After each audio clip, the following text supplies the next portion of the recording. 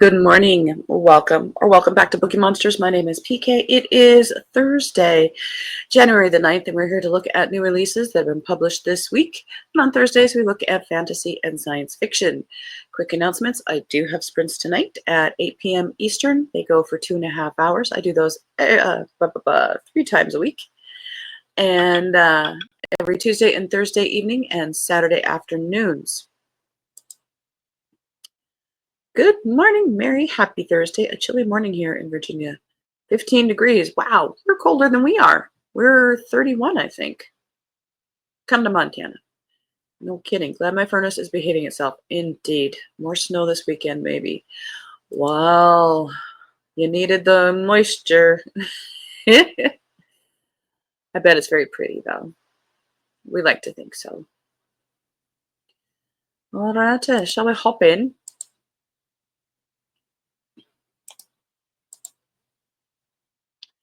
Yeah, it was so warm. It was raining yesterday on top of the snow. Crazy.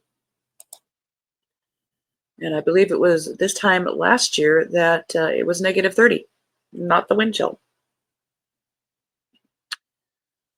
But I will take this.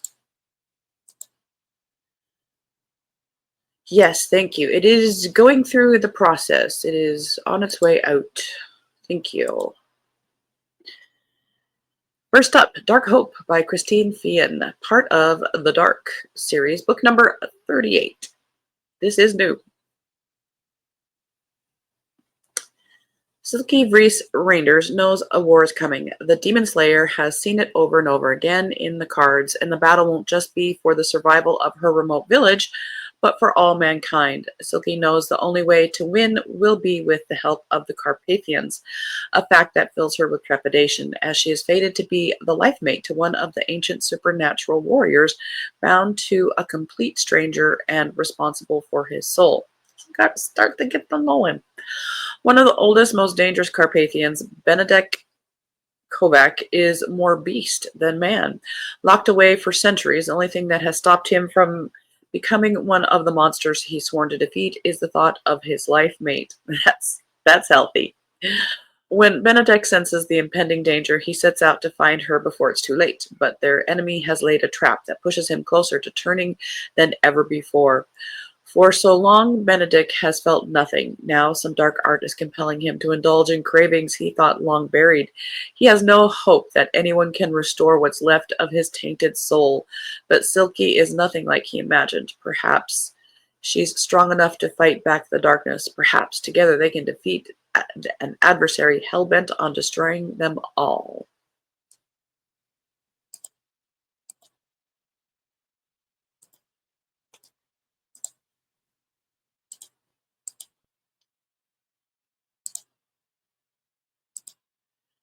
Ian has been cranking them out for a while. Indeed. 38. And if you figure probably one a year, I don't think more frequently like Nora Roberts as JD Robb, but wow. Adrift in Currents Clean and Clear, Wayward Children, book number 10 by Shannon McGuire. Giant turtles, impossible ships, and tidal rivers ridden by a drowned girl in search of a family in this book. Nadia had 3 mothers, the one who bore her, the country that poisoned her, and the one who adopted her. Nadia never considered herself less than whole, not until her adoptive parents fitted her with a prosthetic arm against her will, seeking to replace the one she'd been missing from birth. It was cumbersome, it was uncomfortable, it was wrong. It wasn't her.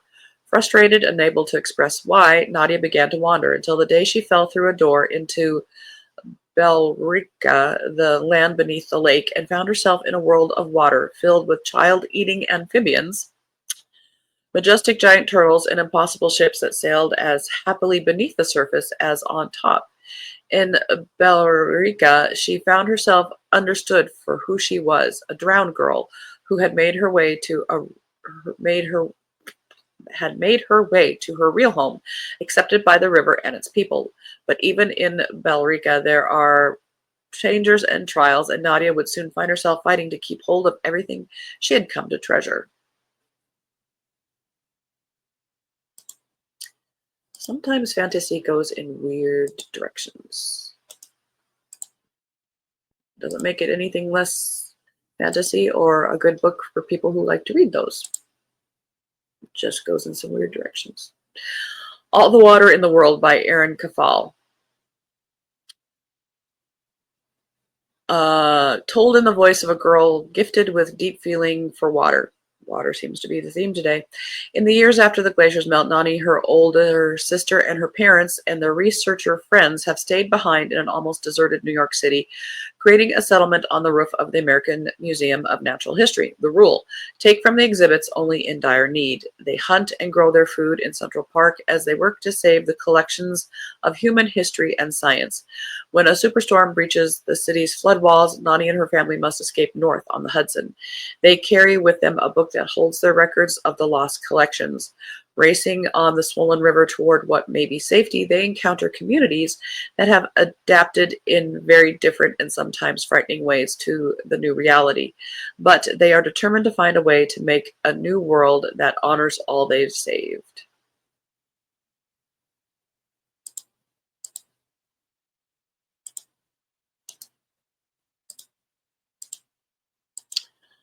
Four Ruined Realms by May Cortland, second in the Broken Blades series.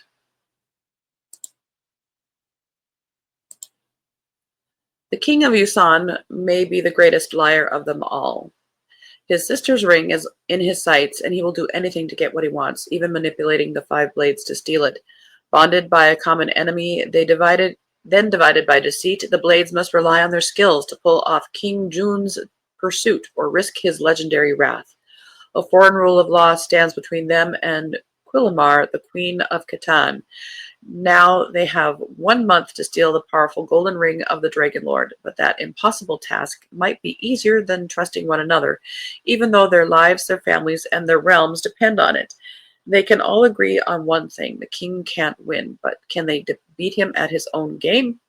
Because for the Blades, this time it's not just personal, it's revenge. Lies may have torn them apart, but now vengeance will bring them together. And I will say again, that sounds healthy.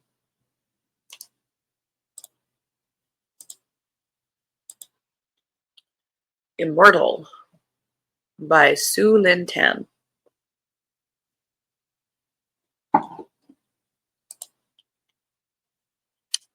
The young heir to a mortal crown, Lian ascends a precarious throne when her grandfather dies, vowing to end her kingdom's obligation to the immortals and take vengeance against those she feels responsible for his death.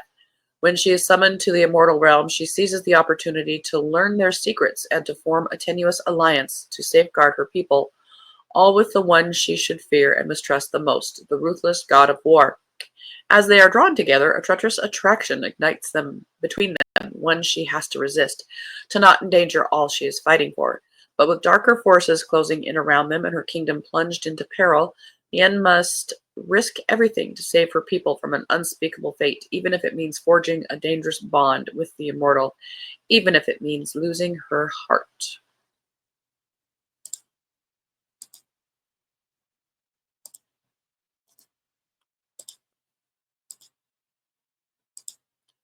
Mother of Rome by Lauren J. A. Bear. The names of Romulus and Remus may be immortalized in map and stone and chronicle, but their mother exists only as a preface to her son's journey, the princess turned oath-breaking priestess condemned to death alongside her children. But she did not die, she survived, and so does her story. Beautiful, royal, rich, Rhea has it all until her father loses his kingdom in a treacherous coup, and she is sent to the Order of the Vestal Virgins to ensure she will never produce an heir. Except when mortals scheme, gods laugh. Rhea becomes pregnant, and human society turns against her. Abandoned, ostracized, and facing the gravest punishments, Rhea forges a dangerous deal with the divine, one that will forever change the trajectory of her life and her beloved land. To save her sons and reclaim their birthright, Rhea must summon nature's mightiest force, a mother's love, and fight. All roads may lead to Rome, but they began with Rhea Sylvia. and founded the city of Rome.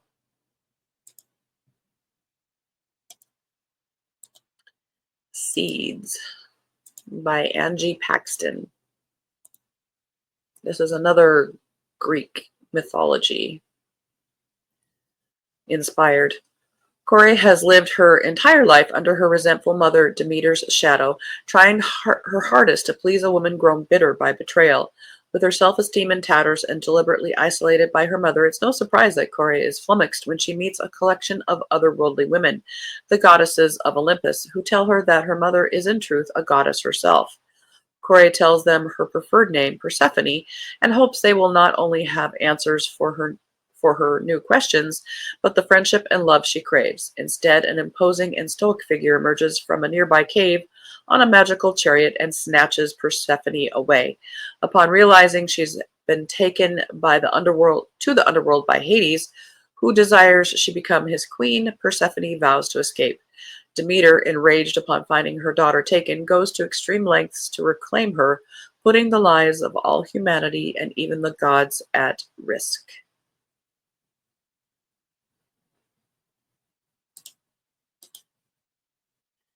And that was very accidentally next to each other. Didn't intend to have two Greek mythology ones back to back, but there it is. The Capital of Dreams by Heather O'Neill.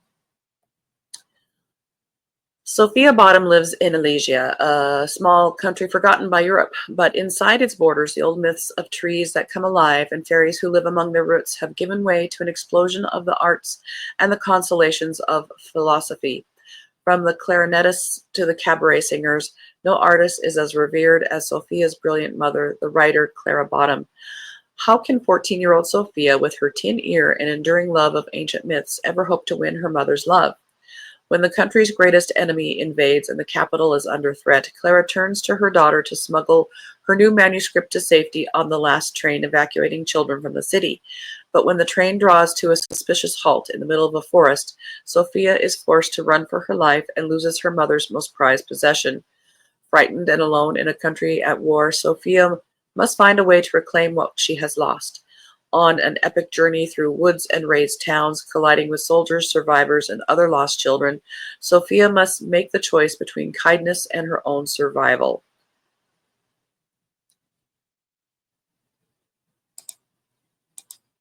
End of row 2.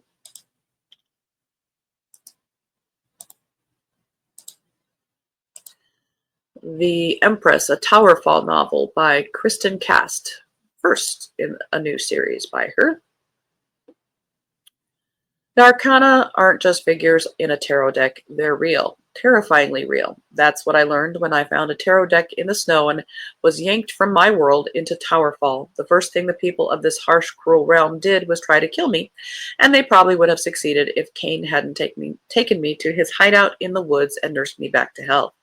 I don't know if I can trust him. He's too hot to be good news. He's definitely hiding secrets, and I've already seen him kill 2 people to protect me. If I hadn't just been helplessly dumped into his world, the blood on his sword and his dark, brooding mood would have had me running in the opposite direction.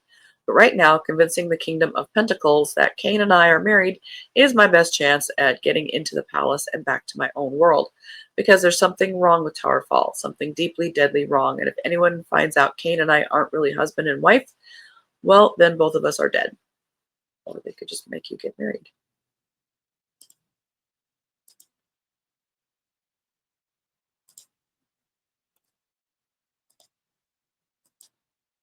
True. The Starlight Heir by Amelie Howard.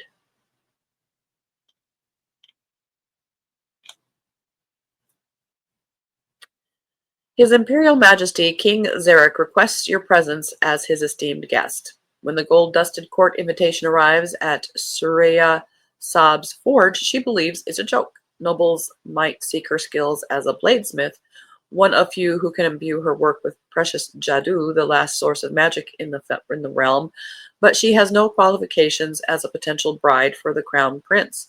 Still, the invitation is the chance at adventure and the means to finally visit the capital city her late mother loved. But what awaits her in Kaldari is nothing she could have imagined, and fraught with danger. It's not the crown prince, but his impossibly handsome, illegitimate half-brother Roshan, who captures her interest and her ire. The invitation isn't a quest to find a suitable bride, but a veiled hunt for the Starkeeper, a girl rumored to hold the magic of the stars in her blood. And across the city, unrest is brewing between the noble houses and the rebel militia. When the rebels attack, Surya and Roshan find themselves on the run, trying to deny their simmering attraction and the knowledge that Surya herself might be the Starkeeper. But Roshan is guarding secrets of his own, and with no control over the power stirring within her, Surya has drawn the attention of a dark god, an immortal whose interest might be the biggest threat of all.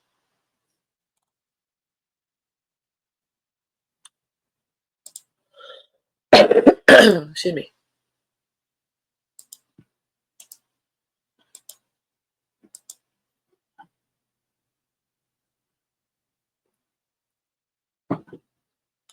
A Language of Dragons by S.F. Williamson. It's set in an alternate London of 1923. Dragons soar through the skies and protests erupt on the streets, but Vivian Featherswallow isn't worried. She's going to follow the rules, get a summer internship studying dragon languages, be smart, be sweet, and make sure her little sister never ever has to risk growing up third class. She just has to free one dragon. By midnight, Viv has started a civil war. With her parents and cousin arrested and her sister missing, Viv is brought to Bletchley Park as a codebreaker. If she succeeds, she and her family can all go home again. If she doesn't, they'll all die. Wow, way to pick from 100 years of British history. As Viv begins to discover the secrets of a hidden dragon language, she realizes that the fragile peace treaty that holds human and dragon societies together is corrupt, and the dangerous work Viv is doing could be the thread that unravels it. And I apologize, I did not click on the tab. We shall gaze upon that for a moment.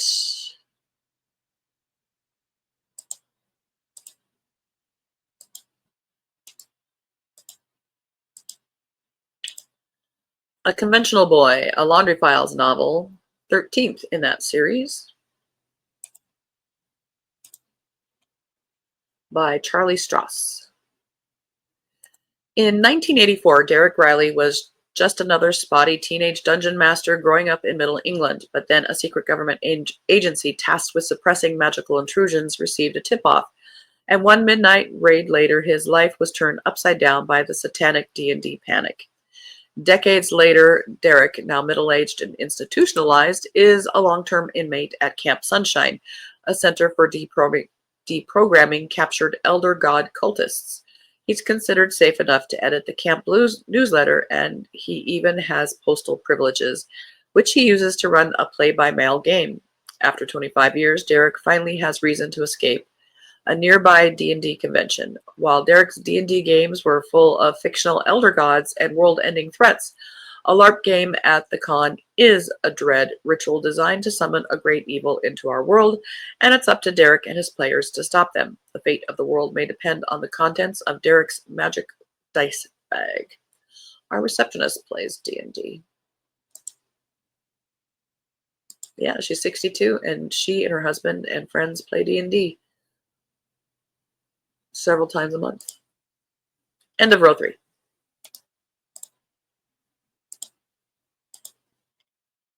But she's not a reader, so she would not be interested in that. An Enchanted Night by Hildy McQueen. Gwen Lockhart has a rare and powerful gift. She helps lost spirits find peace and cross over. When she takes on a job at a beautiful Scottish castle, she expects it to be like any other. But when she encounters the ghostly presence of Lord Tristan McRaney, a knight who died centuries ago, something feels different. Drawn to him in ways she can't explain, Gwen begins to wonder if Tristan is not a ghost at all, but a man cursed and trapped in time by dark magic. Lord Tristan McRaney has been imprisoned for 300 years, bound by an evil wizard's spell along with 4 of his fellow knights. When Gwen enters his world, he's certain that she holds the key to breaking the enchantment. Confident that he can make her fall in love with him and sacrifice whatever it takes to free him, Tristan has no doubt the plan will work, but what he doesn't expect is to find himself falling for her first. And as their bond deepens, the cost of breaking the curse may be higher than either of them imagined. Speaking of, that reminded me,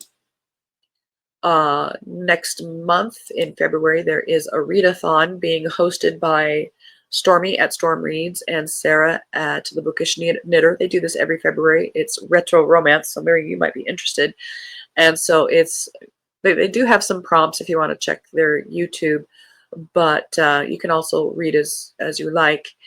And the only rule is retro is published 20 years or earlier, which at this point is 2005, which is disgusting, or earlier. So you can read those big dresses, shirt losing guys to your heart's content in February and be a part of a readathon.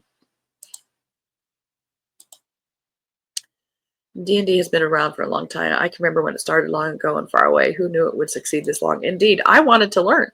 I could never find anybody to play with me. And the alarm is about to go off, so we'll stop here. We'll stop at Breath of the Dragon. So we'll have 4 more to go through, probably tomorrow.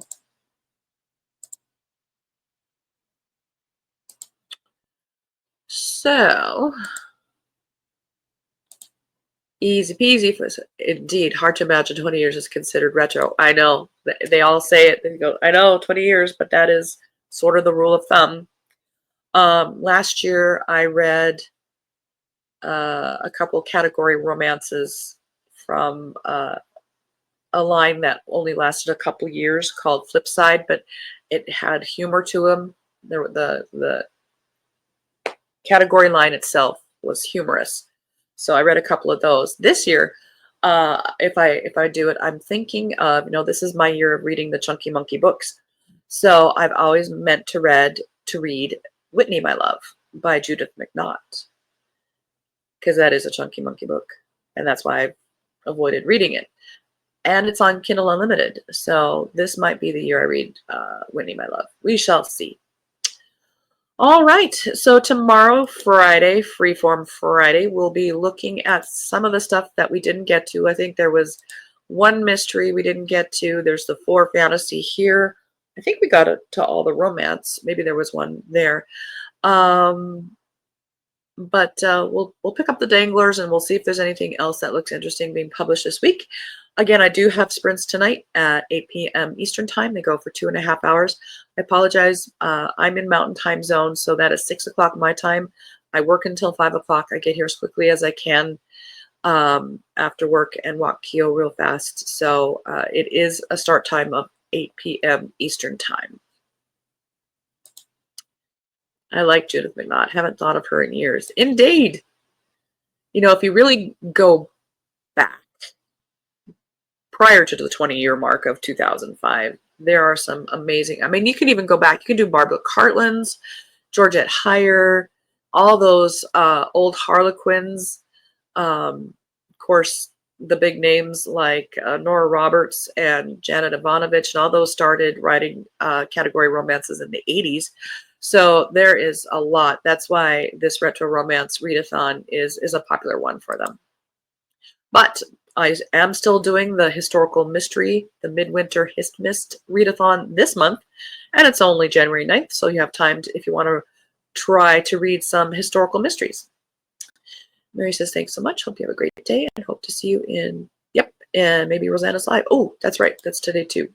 Is it this afternoon? Yep.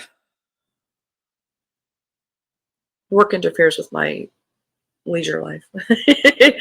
Mary, stay warm. As I say, you are colder than we are at the moment. Have a good day. And as the banner says here, don't be a bookworm, be a bookie monster. Nom, nom, nom. Have a good day. God bless.